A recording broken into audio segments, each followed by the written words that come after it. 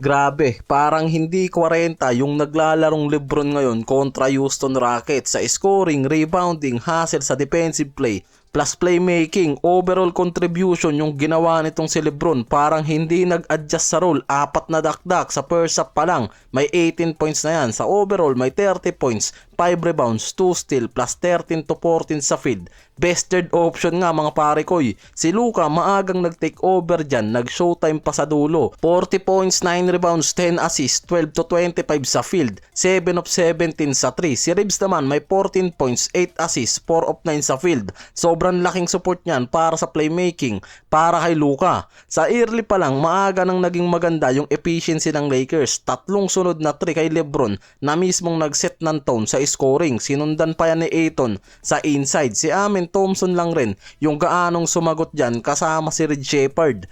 Early pa lang, kitang gusto na ng Lakers maglaro sa fast pace at spacing. Si Luka sa early nag-miss ng shot mula sa 0 of 3 sa free throw. Rare sa kanya yan, pero bandang 4 to 57 mark, nakapasok yan ng first 3 point niya. Diyan din mismo nagsimula ang rhythm niyan. May support kay Hachimura sa outside shooting, 8 points, 3 of 4 sa field, 2 of 2 sa 3.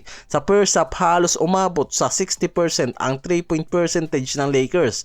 Kaya hawak nila agad ang momentum sa early pa lang. Nasa 60% din ang field goal nila, samantalang bumagsak sa 49% ang Rockets, 46% sa overall 3 ang Lakers, at nasa 34% lang ang Houston Rockets. Kaya kahit may home court advantage sila, hindi nila nagawang sabayan ang Lakers mula sa outside shooting at perimeter. Si KD halos bumaba ang scoring niyan at efficiency, 18 points, 7 of 11 sa field, 2 of 5 sa 3, plus 4 turnover, na mismong nakikitang sobrang effective talaga ng depensang ginawa ng Lakers sa kanya para pigilan yan. May pagkakataon pa na nakikita naman na dinodouble team yan nitong si Reeves at Marcus Smart, minsan si Luka. Si Durant dyan mismo na wala talaga sa focus para mag-contribute ng big point sa opensa. Double team agad yung ginagawa sa kanya ng Lakers kapag hawak niya yung bola. Hindi siya inaalaw na mag-ISO ng komportable sa game na yan. 2 points lang sa first half, 2 shot attempts lang sa fourth quarter.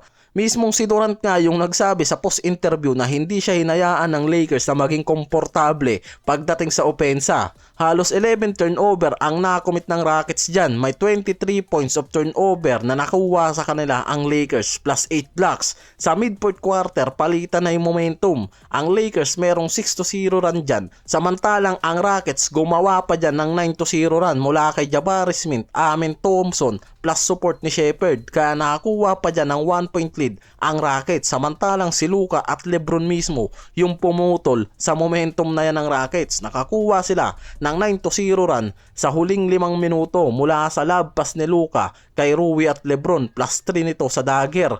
Kaya dyan mismo nag-collapse ang Rockets. Mas magandang depensa ang ginawa rin nila mismo dyan mula sa crunch time. 7 win streak na ang Lakers after na talunin ng dalawang magkasunod na game ang Rockets sa road trip. Isang road game pa ang mangyayari kontra naman dito sa Miami Heat. Sila yung isa sa pinakamainit na team ngayon sa Western. 7-game win streak, best stretch so far. Nasa tamang peaking araw yung mga to bago pumasok sa playoffs. Pumasok na rin sila sa elite level team mga pare ko. Defense plus clutch execution mula kay Luka at Lebron, plus support ni Reeves at Marcus Smart na mismong nakikitang nagpapataas ng level nila. Kaya ang Lakers pumasok ngayon sa contender tier sa Western. Hindi sila play-in team, legit na playoff team na. Meaning may home court advantage para sa first round, top 4 halos ma-secured na nila. Wag lang magloloko sa dulo, pwera usog mga pare koy.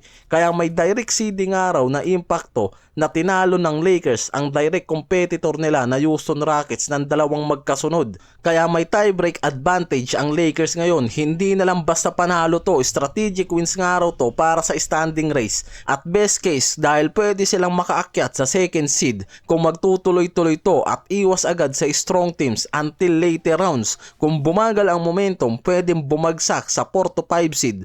Mas mahirap para sa first round matchup na mismong iniiwasan nga nila ngayon.